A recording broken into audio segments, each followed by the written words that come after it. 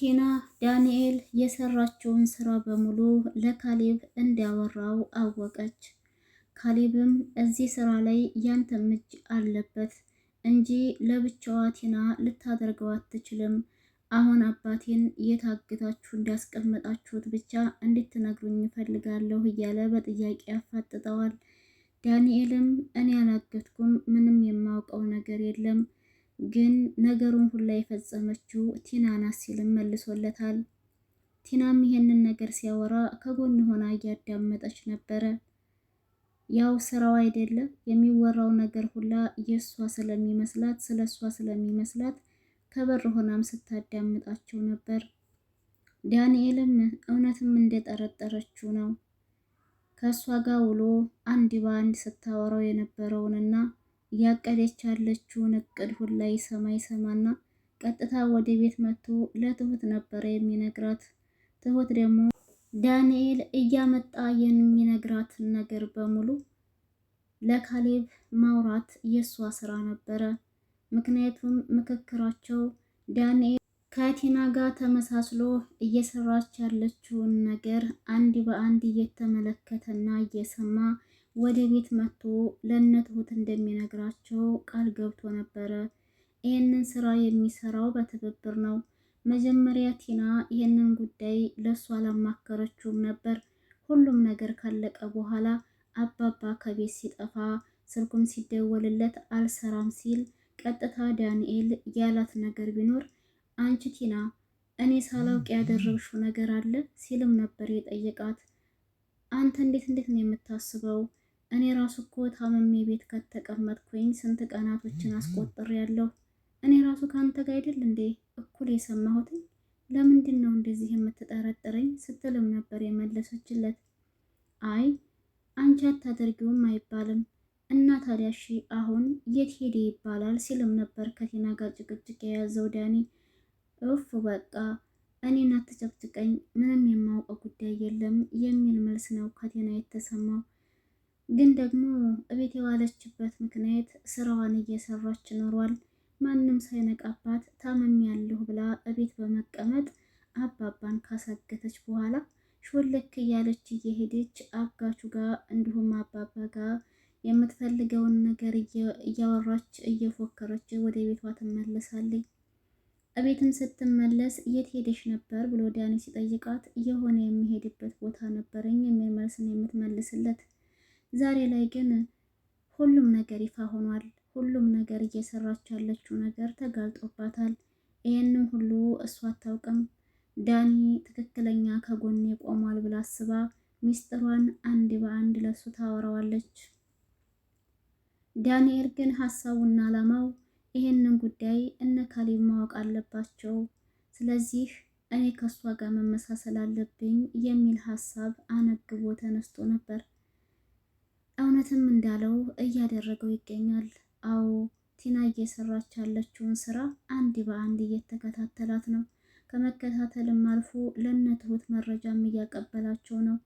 ትሁትም ለካሌብ አባዬ በህይወት አለ ቲና አሳግታው ነው ብላ ስትነግረው ካሌብ በጣም ይደነግጥና ይናደዳል።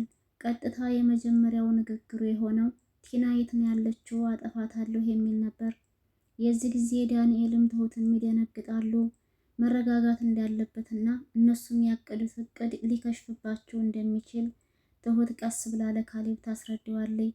ካሌብ ግን ምንም ሊረጋጋ አልቻለም። ሰላም ሰላም፣ ውድና የተከበራችሁ የቻናሌ ቤተሰቦች እንዴት ናችሁልኝ? ሰላም ናችሁ ወይ? ደህና ናችሁ ወይ? እኔ ሰላም ነኝ አልሐምዱሊላህ። እንዴት ተለመደው ወደ ቻናሌ በአዲስ ቪዲዮ ተከስቻለሁ። ቤተሰብ ቆይታችሁ ከኔ ጋር ይሁን። ላይክ፣ ሼር፣ ሰብስክራይብ ማድረጋችሁን አትርሱ። ቲና እንግዲህ ዛሬ ዳንኤል ጉዷን ዝርግፍግፍ አድርጎ አውርቶባታል። ከኔ ጋር ከተመሳሰልክማ አባዬን እኔ ነኝ ያሳገትኩት፣ ቦታውንም ወስጄ የት እንዳለ አሳይሃለሁ እያለች ቀጠሮ ይዛበት በነበረበት ቀን ድንገት እሷ ተደብቃ ለብቻዋ አባባ ወደታገተበት ቦታ ትሄዳለች። ዳንኤልም ዛሬ ወስድሃለሁ ብላኝ ነበረ፣ ግን ለምንድን ነው የት ሄዳ ነው እያለ በሚፈልግበት አጋጣሚ እሷ ከቤት እንደሌለች ያውቃል። ያው እዛ ሄዳ ነው የሚሆነው ብሎ ስላሰበ እሱም ከቤት ይወጣና ጉዞ ይጀምራል። ጉዞ በጀመረበት አጋጣሚ ታክሲ ሊይዝ ሲል እሷም ታክሲ ለመያዝ ወደ ታክሲ ጋር ስትሄድ ያያታል። ግን ፊት ለፊቱ በአጋጣሚ ተሰወረችበት። ለካ ቶሎ ብላ ታክሲ ውስጥ ገብታ ኖሯል። ክትትሉ አልቀረላትም። ወደፊት ትታው ቀድማ ብትሄድም ዳንኤልም ከኋላ ታክሲ ይዞ ተከትሏት ነበረ። ቀጥታ አባባ የታገተበት ቤት ከደረሰች በኋላ እጋቹ ወደ ውጭ ወጥቶ ነበር ያናገራት። ለምንድን ነው ስራሽን ቶሎ የማትጨርሽልኝ? የማትጨርሽ ከሆነ ደግሞ ገንዘብ ያስፈልገኛል፣ ምግብም ያስፈልገኛል እያለ የሚጠይቃት ነበር። ቲናም ያለኝን እኮ ከፍዬሃለሁ ከየት አመጣለሁኝ እያለች ነበረ። እና ታዲያ ሰው ሳይበላ ይኖራል እንዴ? እንዴት ብዬ ነው ይህንን ያክል ቀን ሳልበላ የምኖርልሽ?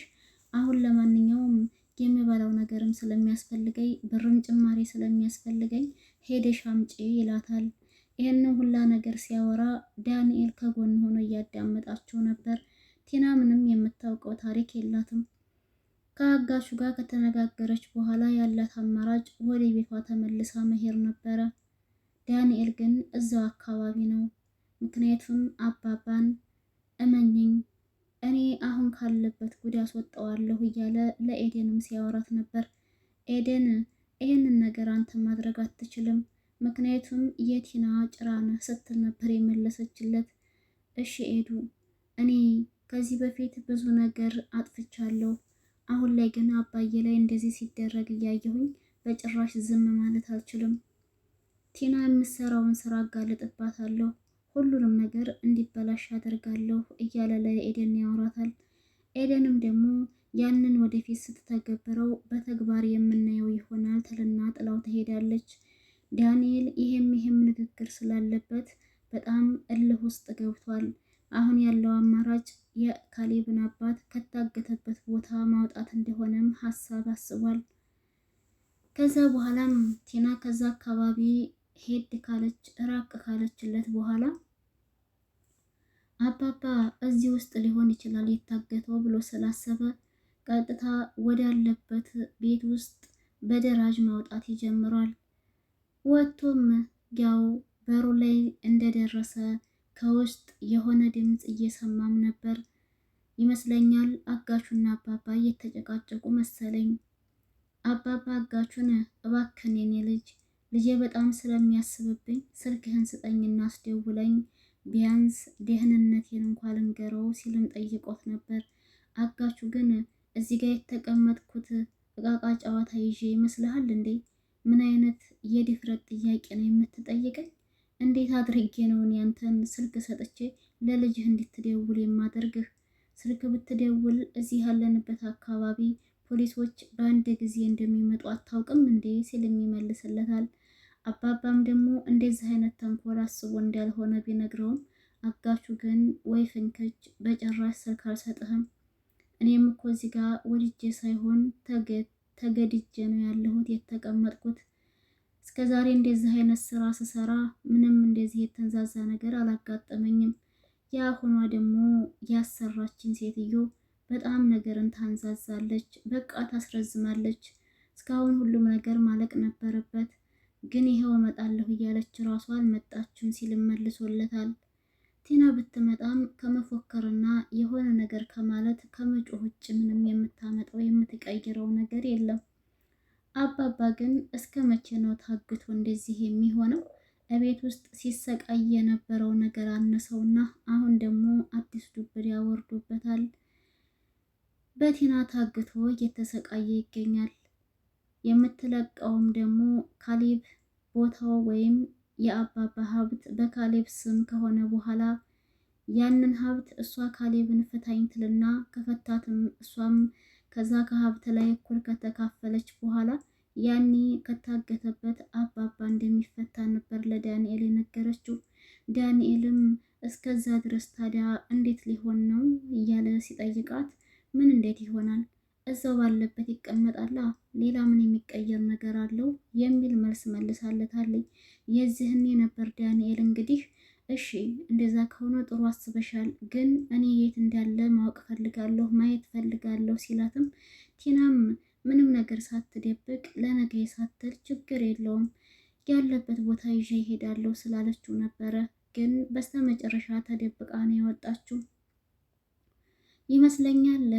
ዳንኤል ይህንን ነገር ካወቀ ያወራብኛል ብላ የተጠራጠረች ይመስለኛል። አልቀረላትም። ካሌብ ዳንኤል አባባ ወደታገተበት ቤት ሄዷል። እንግዲህ በሩ ከተንኳኳና ከተከፈተ በኋላ ደግሞ ምን ይፈጠራል የሚለውን በቀጣይ ክፍል ላይ የምናየው ይሆናል። ውድና የተከበራችሁ የቻናሌ ቤተሰቦች ለዛሬ የነበረን ቪዲዮ ይህን ይመስል ነበር። ከተመቻችሁ ላይክ፣ ሼር፣ ሰብስክራይብ ማድረግ አትርሱ። ሀሳብ አስተያየት ካላችሁ ኮሜንት ላይ አስቀምጡልኝ።